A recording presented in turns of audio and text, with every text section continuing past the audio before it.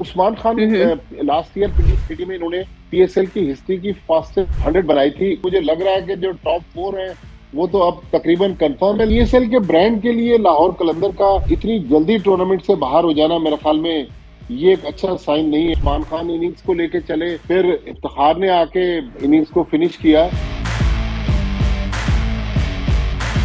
अस्सलाम वालेकुम एवरीवन, मैं हूं Hina Deedar and you are watching PSL 9 special show on Geo digital. Well, today we'll discuss about match number 13 which was played between Lahore Qalandars and Multan Sultans, and once again Lahore had to face one more defeat और ये छठी defeat है। 6 games खेल चुके हैं and all they have lost, but Multan Sultan ने एक बार फिर victory अपने नाम की। लाहौर में ये लास्ट गेम था और अब लाइव एक्शन कराची में शिफ्ट हो चुका है, बात करेंगे। लेकिन पहले मैं इंट्रोड्यूस कर लूँ आज के हमारे guest, senior sports journalist Abdul Majid Bhatti साहब हमारे साथ मौजूद है। अस्सलाम वालेकुम भट्टी साहब, कराची में फाइनली आज पहला मैच खेला जाएगा PSL के लाइव एक्शन अब कराची के स्टेडियम में। जी बहुत शुक्रिया है ना आपका मदद करने का। बिल्कुल कराची वालों को तो बेचैनी से इंतजार है, लेकिन जिस तरह लाहौर कलंदर्स ने एकदम से डिप लिया इस टूर्नामेंट में, और आप देखें कि इस्लामाबाद यूनाइटेड की भी जो परफॉर्मेंस है, तो बज़ाहिर ऐसे लग रहा है कि हालांकि 16 मैचेस बाकी हैं अब इस टूर्नामेंट के, 16 लीग मैचेस, लेकिन लग ऐसे रहा है कि शायद टॉप 4 जो है अब वो ऑलमोस्ट कंफर्म है, अनटिल अनलेस के इस्लामाबाद कोई गैर मामूली परफॉर्मेंस दे दे, कोई बिल्कुल सबको हैरान कर दे। अदरवाइज मुझे लग रहा है कि जो टॉप 4 है वो तो अब तकरीबन कंफर्म है। लेकिन बहरहाल मैंने शायद आपको ही परसों बताया था कि PSL के ब्रांड के लिए लाहौर कलंदर का इतनी जल्दी टूर्नामेंट से बाहर हो जाना मेरे ख्याल में ये एक अच्छा साइन नहीं है, क्योंकि फैन क्लब तो बहुत बड़ा है, लोग शाहीन शाह आफरीदी को देखना चाहते हैं, हारिस रऊफ तो चले अनफिट हो गए, जमान खान को देखना चाहते हैं, और बहुत सारे उनके प्लेयर्स हैं। लेकिन अब जाहिर है एक फॉर्मेलिटी है, लेकिन अब 6 मैच लगातार हारने के बाद टूर्नामेंट में वापस आना अब तो कोई अनहोनी हो जाए, अदरवाइज पॉसिबिलिटी तो बिल्कुल नहीं है।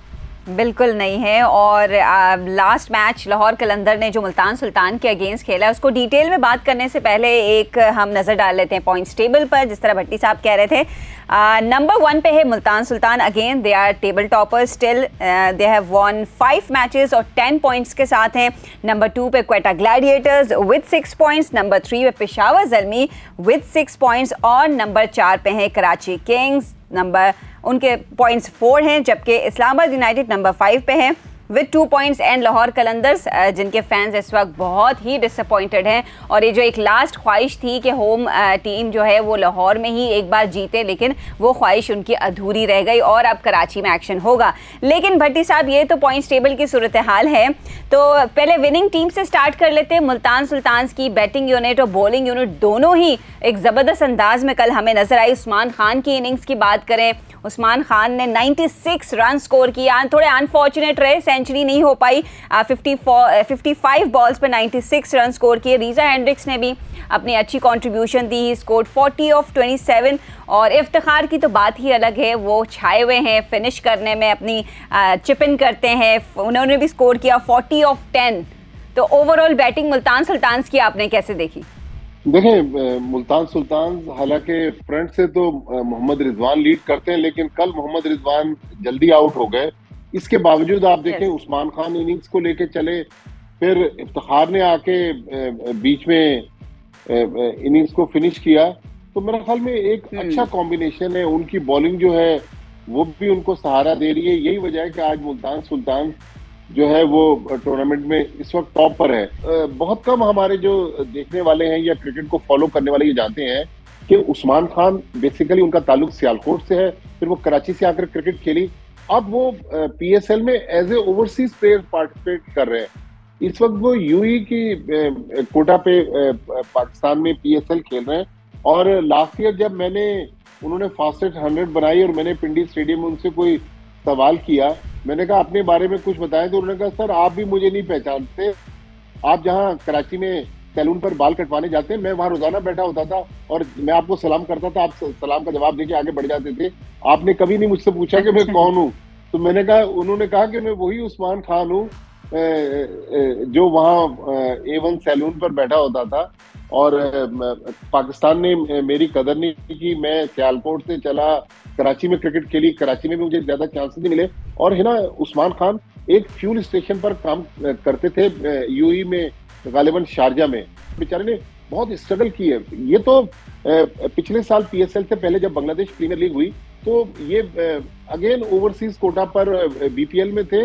वहां उन्होंने जिस टीम की तरफ से परफॉर्मेंस दी वो मोहम्मद रिजवान की टीम थी और मोहम्मद रिजवान उसको PSL में लेकर आया।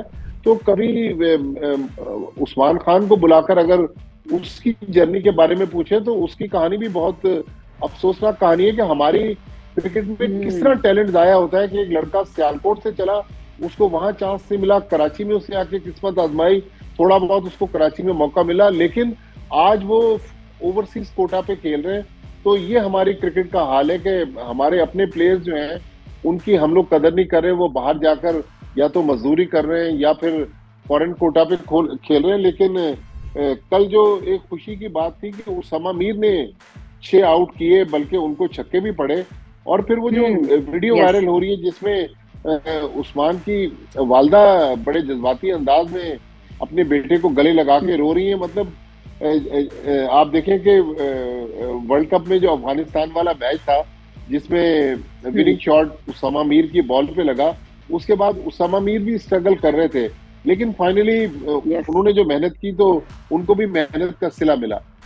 डेफिनेटली वेल, सिर्फ उसामा मीर की वालदा की प्रेजेंस से उन्हें ये ब्लेसिंग नहीं मिली, बल्कि बाबर की भी वालदा आई और उनकी भी एक ज़बरदस्त इनिंग्स हुई। तो माएँ बहुत इस बार लकी साबित हो रही हैं प्लेयर्स के लिए। और इवन लेग स्पिनर्स भी बहुत छाए हुए हैं। उसामा मीर ने 6 विकेट्स लिए, जैसे आपने जिक्र किया। इससे पहले आरिफ याकूब ने 4 विकेट्स लिए हैं एक ही ओवर में। तो ओवरऑल अमेजिंग PSL जा रहा है अब तक, और मुल्तान सुल्तान के लिए तो कुछ ज़्यादा ही अमेजिंग है। तो now let's come to the losing team Lahore Qalandars, जो इस वक्त सबके ज़बान, दिमाग, दिलों में, और जिनको लेकर लोग मायूस भी हैं। और जैसा आपने इनिशियली इसका जिक्र भी किया कि एक बहुत बड़ी फ़ैन फॉलोइंग है लाहौर कलंदर्स की। कल शाहीन ने पहले जो फर्स्ट ओवर विकेट, उनकी स्पेशलिटी वो हमें देखने को मिली। और वहाँ स्पेशली मैं तो बोलूँगी कि मेरी वहाँ होप लाइव हो गई थी कि अच्छा चलो पहला जो विकेट, ओवर विकेट शाहीन लेता है तो एक कॉन्फिडेंस मिलता है पूरी टीम को। बट उसके बावजूद भी टीम जीत नहीं सकी। देखिए, लाहौर कलंदर के साथ मेरे ख्याल में PSL 9 में बैड लक रहा, उनकी टीम बन नहीं सकी। फिर जब उनको चांस मिले, चांसेस अवेल नहीं हुए, करीब आकर मैच हार गए और लक भी उनके फेवर में नहीं था। तो मेरे ख्याल में शायद PSL 9 जो थी वो लाहौर कलंदर्स के लिए नहीं थी। लेकिन लाहौर कलंदर्स बहरहाल उसकी जो फैन फॉलोइंग है, जब PSL के पहले 2-3 एडिशन में भी लाहौर कलंदर्स स्ट्रगल कर रही थी तो उनकी फैन फॉलोइंग कम नहीं हुई।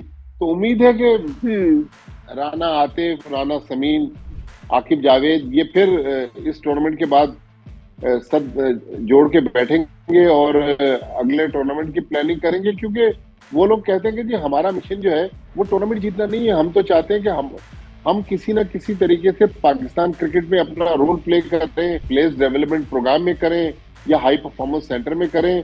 लेकिन बहरहाल जो लेगेसी पाकिस्तान सुपर लीग के साथ लाहौर कलंदर्स ने दिखाई है वो लेगेसी शायद पाकिस्तान सुपर लीग की किसी और फ्रेंचाइज की नहीं है। लेकिन मुझे दिली अफसोस हुआ है कि फखर जमान भी इस टूर्नामेंट में स्ट्रगल करते रहे। अच्छा भट्टी साहब, जैसा आपने कहा काफ़ी अनफॉर्चुनेट रही है और थोड़ा लक साथ नहीं दे रहा लाहौर कलंदर्स के। लेकिन अब इस सिचुएशन में लाहौर कलंदर्स, आप पहले कह रहे थे कि लग रहा है कि उनका सफ़र ख़त्म हो गया है, लेकिन क्या अब आप कॉन्फिडेंटली कह सकते हैं कि लाहौर कलंदर्स का ये प्ले ऑफ का जो एक होप है वो ख़त्म हो चुका है? मेरे ख्याल में है ना, यहाँ से 6 मैच हारने के बाद अगर आखिरी 4 मैच भी जीते हैं तो बहुत मुश्किल हो जाएगा। नामुमकिन नहीं है लेकिन बहुत मुश्किल हो जाएगा। दूसरी टीमों को भी अंडर परफॉर्म करना पड़ेगा। लेकिन मेरे ख्याल में जिस तरह की अभी तक परफॉर्मेंस है, और कल अगर करीब आके हार जाते तो फिर शायद हम ये कह देते कि अगले मैचेस में होप है कि ये टीम अब कमबैक करेगी। मुझे लग रहा है कि प्लेयर्स इसके अब मेंटली काफी डाउन है। अब इस टीम का उठना कोई बहुत ही मौजज़ा हो जाएगा। अदरवाइज पॉसिबिलिटी नहीं है कि लाहौर कलंदर्स जो है वो आखिरी 4 मैच जीत सके। Well definitely. Thank you so much Bhatti साहब, आपने अपने एनालिसिस हमारे साथ शेयर किए। और अब इस वक्त आपसे भी इजाज़त लेने का टाइम है, लेकिन आपसे मुलाकात होगी एक बार फिर for the post match discussion of match number 14 जो कि कराची में खेला जाएगा। तब तक के लिए अपना ख्याल रखिए। अल्लाह हाफिज़।